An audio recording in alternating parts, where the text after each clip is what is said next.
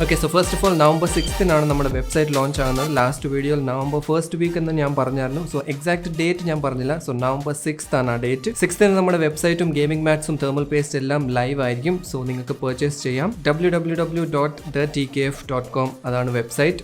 And secondly പറയാനുള്ളത്, last വീഡിയോയിൽ കുറച്ച് പേര് കമൻറ്റ് പറഞ്ഞായിരുന്നു ലൈക്ക് വീഡിയോ ക്വാളിറ്റി ഓക്കെ ആണ്, പക്ഷേ ഓഡിയോ ക്വാളിറ്റി കുറച്ച് ഡിഫറൻസ് ഉണ്ടെന്ന്. വീഡിയോസ് നമ്മൾ ചെയ്തിട്ടൊരു 3 to 4 months ആയി. സോ അതുകൊണ്ട് 3-4 months ആയിട്ട് ഞാൻ ഓഡിയോ എക്യുപ്മെൻറ്റ്സും വീഡിയോ എക്യുപ്മെൻറ്റ്സും നോക്കിയിട്ട് പോലും ഇല്ല. സോ പെട്ടെന്നൊരു വീഡിയോ നമ്മൾ റെഡിയാക്കിയതാണ്. അതുകൊണ്ട് ബാക്ക്ഗ്രൗണ്ടിൽ പല ഡിസ്റ്റർബൻസസും കാണും.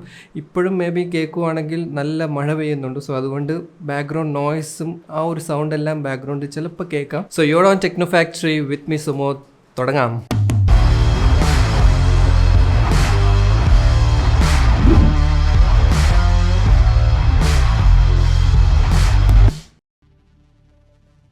സോ ഇന്നൊരു ചെറിയ kind of A hot news video ആണ്. പല ഹോട്ട് ന്യൂസസ് ഒന്നും നമ്മൾ ഡിസ്കസ് ചെയ്യുന്നില്ല, ഈവൻ ദോ കുറേ ഹോട്ട് ന്യൂസ് നമ്മൾ മിസ്സായിട്ടുണ്ട്. അതെന്തായാലും എല്ലാം കൂടി സമ്മപ്പ് ചെയ്തൊരു next detailed hot news video ചെയ്യുന്നതായിരിക്കും. പക്ഷേ ഇപ്പോഴത്തെ ലേറ്റസ്റ്റ് ഹോട്ട് ന്യൂസ് എന്ന് പറയുന്നത് AMDയുടെ RDNA 3 ബേസ്ഡ് ഗ്രാഫിക്സ് കാർഡ്സിൻ്റെ അനൗൺസ്മെൻ്റ് ആണ്.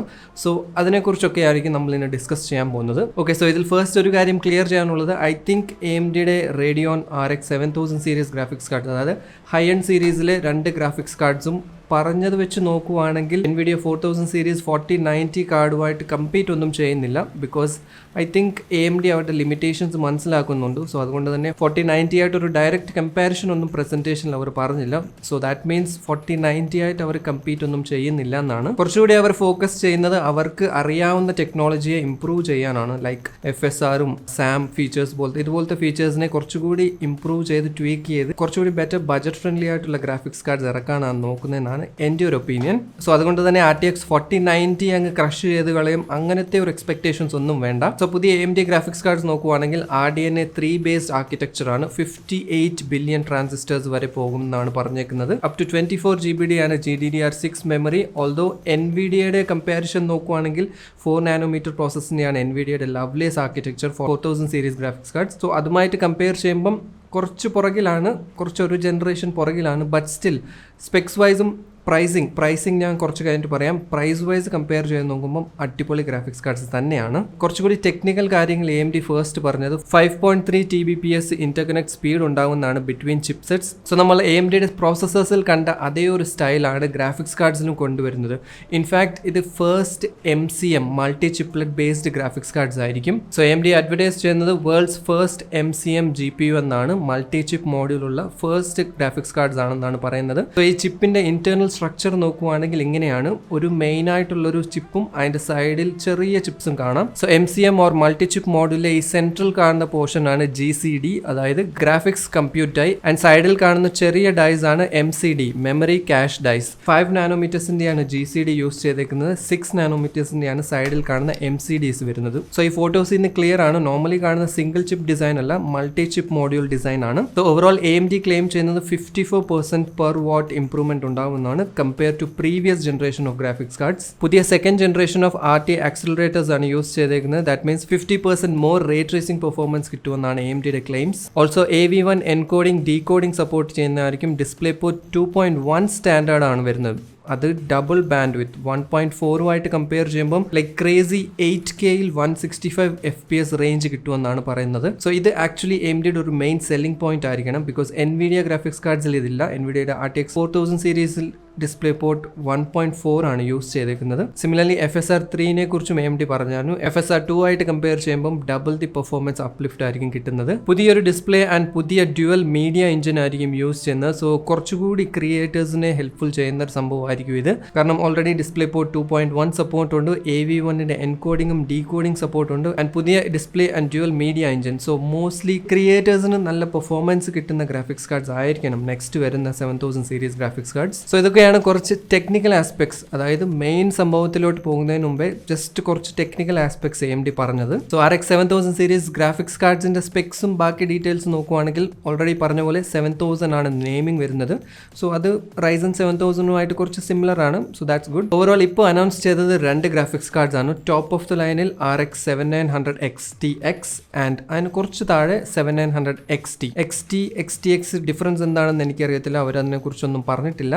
RX 7900 XTX ആണ് പുതിയ ഹയർ എൻഡ് സീരീസിൽ വരുന്നത്. 24GB GDDR6 മെമ്മറി, 384 ബിറ്റ്സിന്റെ ആണ് മെമ്മറി ബാൻഡ് വിഡ്ത്ത് സ്പീഡ് വരുന്നത്. 2.3 GHz ആണ് ഗെയിം ക്ലോക്ക് സ്പീഡ് AMD പറഞ്ഞത്. ഗെയിം ക്ലോക്ക് സ്പീഡ് എന്ന് വെച്ച് കഴിഞ്ഞാൽ മാക്സിമം ഒന്നുമല്ല, ബട്ട് ഗെയിമിംഗ് ചെയ്യുന്ന സമയത്ത് ഓട്ടോമാറ്റിക്കലി പോകുന്ന ഒരു ക്ലോക്ക് സ്പീഡ് ആയിരിക്കും 2.3 GHz. മാക്സിമം മേ ബി 2.5 ഒക്കെ ആയിരിക്കും. 96 കമ്പ്യൂട്ട് യൂണിറ്റ്സ് ആണ് ഇതിൽ വരുന്നത്. നമുക്കിവിടെ കാണാൻ പറ്റും AV1 encoding and decoding support ഉണ്ട്. ഡിസ്പ്ലേ പോർട്ട് 2.1, നേരത്തെ ഞാൻ പറഞ്ഞ പോലെ ഡിസ്പ്ലേ പോർട്ട് 2.1 സപ്പോർട്ട് ചെയ്യുന്നതായിരിക്കും. ആൻഡ് പവർ കൺസംഷൻ, അതാണ് ഏറ്റവും ഇൻട്രസ്റ്റിംഗ്. 355 വാട്ട്സിന്റെ ആണ് ടോട്ടൽ ബോർഡ് പവർ പറയുന്നത്. കമ്പയർ ടു 4090 പെർഫോമൻസ് വൈസ് നമുക്ക് കമ്പയർ ചെയ്യാൻ പറ്റത്തില്ല, ബട്ട് സ്റ്റിൽ എൻവിഡിയയുടെ ഇപ്പോൾ ഉള്ള ഹയർ എൻഡ് ഗ്രാഫിക്സ് കാർഡും AMD അനൗൺസ് ചെയ്ത ഈ ഹയർ ടയർ ഗ്രാഫിക്സ് കാർഡിന്റെ പവർ കൺസംഷൻ നോക്കുവാണെങ്കിൽ മാസീവ് ഡിഫറൻസ് ആണ്. സോ അത് ഇൻ എ വേ നല്ലൊരു കാര്യം തന്നെയാണ്. AMD കാർഡ്സ് ഒരു ടൈം ഉണ്ടായിരുന്നു കൂടുതൽ പവർ കൺസ്യൂം ചെയ്യുന്ന ഗ്രാഫിക്സ് കാർഡ്സ് ആയിരുന്നു AMD, ബട്ട് ഇപ്പം അത് തിരിഞ്ഞു പോയിട്ടുണ്ട്. സോ ഡിസ്പ്ലേ പോർട്ട് 2.1ന്റെ കാര്യം പറയുവാണെങ്കിൽ ഞാൻ പറഞ്ഞ പോലെ മേജർ ഫാക്ടർ ആയിരിക്കും ഇത്.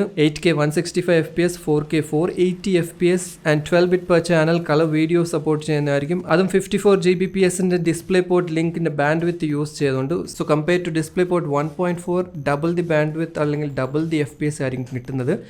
8K ആൻഡ് 4K ഈ രണ്ട് റെസൊല്യൂഷൻസിൻ്റെ കാര്യമാണ് പറയുന്നത്. സോ 8K 4K ഗെയിമിംഗ് കാര്യങ്ങൾ ചെയ്യുന്നവരുണ്ടെങ്കിൽ മേ ബി ബെനിഫിഷ്യൽ ആയിരിക്കും. സോ ഇതിൽ മേ ബി ചെറിയ കാറ്റഗറി ഓഫ് ആൾക്കാർ ആലോചിക്കും 8K ഗെയിമിംഗ് ഉണ്ടോ അല്ലെങ്കിൽ 8K മോണിറ്റേഴ്സ് ഓർ TVs ഉണ്ടോ എന്ന്. സാംസങ്ങിന്റെ ഓഡസി സീരീസിൽ വരുന്ന ഒരു പുതിയ 8K മോണിറ്റർ, സോ ഓഡസി Geo 9 എന്നാണ് പേര്. First 8K ultra wide monitor from Samsung. And RX 7900 XT graphics കാർഡിന്റെ സ്പെക്സ് നോക്കുവാണെങ്കിൽ 84 കമ്പ്യൂട്ട് യൂണിറ്റ്സും 2 GHz ആണ് ഗെയിം ക്ലോക്ക് സ്പീഡ് പറയുന്നത്. 20GB GDDR6X മെമ്മറി, 320 ബിറ്റ്സിന്റെ ആണ് memory bandwidth. DisplayPort 2.1, AV1 encoding, ബാക്കി സംഭവങ്ങൾ സെയിം തന്നെയാണ്.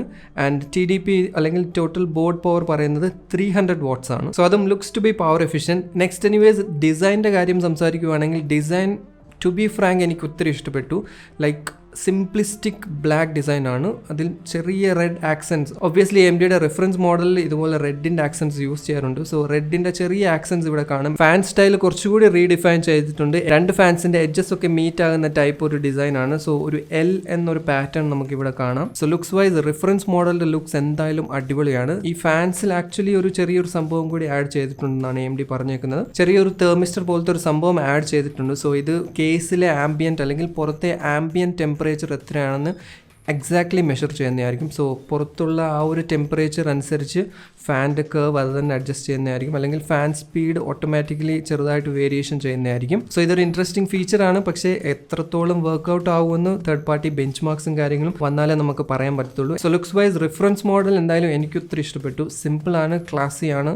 AMDയുടെ അതേ പഴയ ഒരു സ്റ്റൈൽ തന്നെയാണ്, ബട്ട് ചെറിയ വേരിയേഷൻ ഉണ്ട്. ഷേപ്പിലും സൈസിൽ ചെറിയ വ്യത്യാസം വന്നിട്ടുണ്ട്. രണ്ട് കാർഡ്സിൻ്റെ TDPയെ കുറിച്ച് സംസാരിക്കുമ്പം എൻവിഡിയയുടെ 4090യെക്കാട്ടിലും കുറവാണ് 7900 XTX ഗ്രാഫിക്സ് കാർഡിൻ്റെ TDP. And also interestingly and importantly എൻവിഡിയയുടെ ആ ഒരു പുതിയ ടൈപ്പ് ഓഫ് പവർ കണക്ടർ ഇവിടെ AMD യൂസ് ചെയ്യുന്നില്ല. സോ അതുകൊണ്ട് കത്തിപ്പോകാനുള്ള ചാൻസസ് ഇല്ല. എൻവിഡിയയുടെ പുതിയ പവർ കണക്ടറും ATX സ്റ്റാൻഡേർഡ് 3 പവർ സപ്ലൈസിൻ്റെ ഒരു ആവശ്യം വരുന്നില്ല.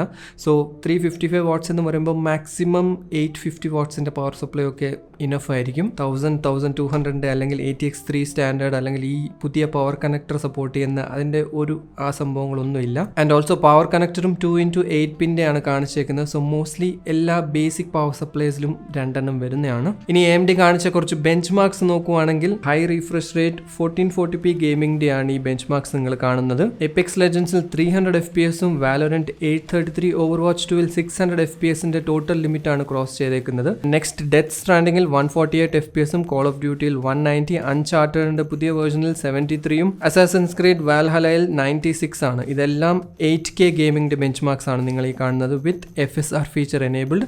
സോ ഈ FSR ഫീച്ചർ എടുത്തു കളഞ്ഞാൽ എത്രയായിരിക്കും ബെഞ്ച് മാർക്സ് എന്ന് അത് നമുക്ക് ഫ്യൂച്ചറിൽ അറിയാൻ പറ്റുന്നില്ല. അതാണ് ആക്ച്വലി ഗ്രാഫിക്സ് കാർഡ്സിന്റെ റോ പൊട്ടൻഷ്യൽ നമുക്ക് കാണിക്കുന്നത്. സോ ഇതെല്ലാം ഡിസ്പ്ലേ പോർട്ട് 2.1 യൂസ് ചെയ്തുകൊണ്ടുള്ള 8K ബെഞ്ച് മാർക്സ് ആണ്. സോ പെർഫോമൻസിന്റെ കാര്യത്തിൽ ഞാൻ ആദ്യമേ പറഞ്ഞ പോലെ തന്നെ AMD എൻവിഡിയയുടെ ഒരു ഗ്രാഫിക്സ് കാർഡ്സ് ആയിട്ട് കമ്പയർ കമ്പാരിഷൻ ഒന്നും ചെയ്തില്ല. 4090 ആയിട്ടോ അല്ലെങ്കിൽ വേറെ 3090 ആയിട്ടോ ഒരു കമ്പാരിഷൻ ഒന്നും കാണിച്ചിട്ടില്ല.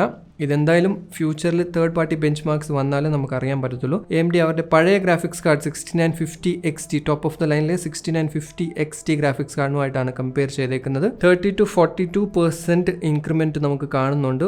RTX പെർഫോമൻസ് ആണ്, റേ ട്രേസിംഗിന്റെ പെർഫോമൻസ് ആണ് previous top of the line graphics കാർഡുമായിട്ട് കമ്പയർ ചെയ്യുമ്പോൾ നമുക്ക് കാണുന്നത്. ഇത് ഡിപ്പെൻഡ്സ്, ഓരോ ഗെയിമിലും ചിലപ്പോൾ ഡിപ്പെൻഡ് ചെയ്യും. Overall 30-42% increment. And next pricing ആണ് RX 7900 XTX $999 ആയിരിക്കും and RX 7900 XT $899. So maybe Indian price just multiply by 100 ചെയ്ത് കഴിഞ്ഞാൽ അപ്രോക്സിമേറ്റ്ലി 99,000 ആ റേഞ്ച് ആയിരിക്കും. ജസ്റ്റ് അപ്രോക്സിമേറ്റ് കൺവേർട്ടഡ് പ്രൈസസ് ആണ്, എക്സാക്ട് പ്രൈസസ് ഒന്നും അല്ല. സോ RTX 4090 പ്രൈസ് ആണ് $1599. സോ അതുമായിട്ട് കമ്പയർ ചെയ്യുമ്പം $999 എന്ന് പറയുമ്പം ഏകദേശം $600 ആണ് ഡിഫറൻസ് വരുന്നത്. സോ ആ ഒരു പ്രൈസ് ഗ്യാപ്പ് ഏറ്റവും ഇമ്പോർട്ടൻറ്റ് ഡിസൈഡിങ് ഫാക്ടറാണ്. സോ നിങ്ങൾക്ക് 4090 വേണോ 7900 XTX വേണോ എന്നുള്ളത്. സോ രണ്ട് ഗ്രാഫിക്സ് കാർഡ്സും December 13th വരുന്നത്.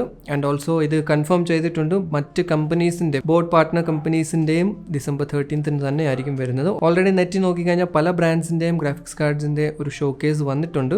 ASUSന്റെ ടഫ് എഡിഷൻ ഒക്കെ കാണാം നിങ്ങൾക്ക് ഇപ്പോൾ സ്ക്രീനിൽ. സോ അതാണ് RDNA 3 ബേസ്ഡ് RX 7900 XTXും 7900 XT ഗ്രാഫിക്സ് കാർഡ്സിന്റെ കുറച്ച് ഡീറ്റെയിൽസ്. ടു ബി ഫ്രാങ്ക് എൻ്റെ ഒപ്പീനിയൻ പറയുവാണെങ്കിൽ പല കാര്യങ്ങൾ AMD ഇംപ്രൂവ് ആയി വന്നിട്ടുണ്ട്. എസ്പെഷ്യലി FSR ഫീച്ചർ, FSR 3യുടെ ഡിഫറൻസസും ആ കാര്യങ്ങളൊക്കെ നല്ലപോലെ ഇതായിട്ട് വന്നിട്ടുണ്ട്. കുറച്ചുകൂടി റേ ട്രേസിംഗിന്റെ സംഭവം ബെറ്റർ ആയിട്ട് വരണം. റേ ട്രേസിംഗ് എന്തായാലും NVIDIAയുടെ ആ ഒരു ലെവൽ വരെ എത്തി ആ ഒരു പെർഫെക്ഷൻ വരാൻ കുറച്ച് ടൈം എടുക്കും. AMD കുറച്ചുകൂടി സേഫ് സൈഡിലാണ് ഗ്രാഫിക്സ് കാർഡിന്റെ ആ ഒരു പോയിന്റ് ഓഫ് വ്യൂവിൽ കളിക്കുന്നത്. ആൻഡ് ഇന്ത്യയിലെ കറന്റ് സിറ്റുവേഷൻ നോക്കുവാണെങ്കിൽ AMD ഗ്രാഫിക്സ് കാർഡ്സിന്റെ പോപ്പുലാരിറ്റി കമ്പാരിറ്റീവ്ലി കഴിഞ്ഞ വർഷത്തിൽ കൂടിയിട്ടുണ്ട്. NVIDIAയുടെ ആ ഒരു ലെവലിൽ വന്നിട്ടില്ല എങ്കിൽ പോലും AMDയുടെ സെയിൽസ് ഇവിടെ കൂടിയിട്ടുണ്ട്. പ്രൈസസും കമ്പാരിറ്റീവ്ലി കുറഞ്ഞിട്ടുണ്ട്. നോർമലി AMD ഗ്രാഫിക്സ് കാർഡ്സിന്റെ പ്രൈസസ് ഇന്ത്യയിൽ കുറച്ച് കൂടുതലായിരിക്കും. ബട്ട് ഇപ്പം കുറച്ചുകൂടി സ്റ്റേബിളായി കുറച്ചുകൂടി ബെറ്റർ പ്രൈസസ് ഡീസൻറ്റ് പ്രൈസിംഗിൽ വന്നിട്ടുണ്ട്. ആൻഡ് ഇമ്പോർട്ടൻ്റ്ലി AMD സൈഡ് കുറച്ചുകൂടി ബെറ്റർ ആക്കേണ്ടത് അവരുടെ ഡ്രൈവേഴ്സും സോഫ്റ്റ്വെയർ അപ്ഡേറ്റ്സിൻ്റെ ഒരു സംഭവമാണ്. ഡ്രൈവേഴ്സ് ചില സമയത്ത്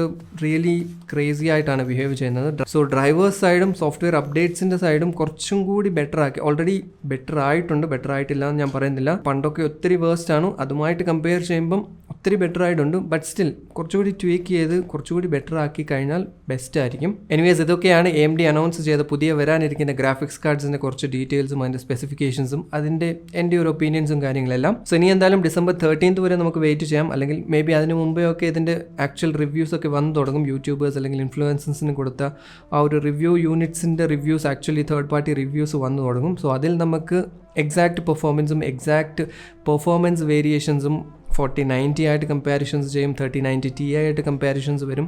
സോ ഇതെല്ലാം നമുക്ക് എക്സാക്ട്ലി തേർഡ് പാർട്ടി റിവ്യൂസും കാര്യങ്ങളും വന്നാലേ അറിയത്തുള്ളൂ റേ ട്രേസിംഗ് പെർഫോമൻസ് എങ്ങനെയാണ്. സോ ഇതെല്ലാം നമുക്ക് തേർഡ് പാർട്ടി ബെഞ്ച് മാർക്സ് വന്നു കഴിഞ്ഞാലേ എക്സാക്റ്റ് പറയാൻ പറ്റത്തുള്ളൂ.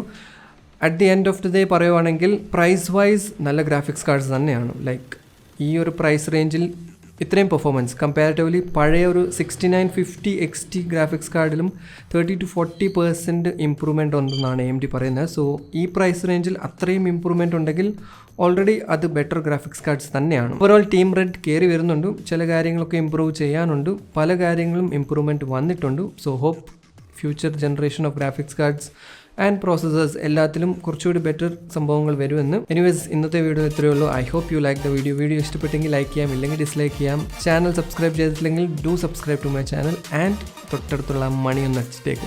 അടുത്തൊരു വീഡിയോയിൽ കാണാം. Till then be positive and stay happy. And മറക്കണ്ട, November 6th www.thettkf.com website will be live, sale start ആവുന്നതായിരിക്കും.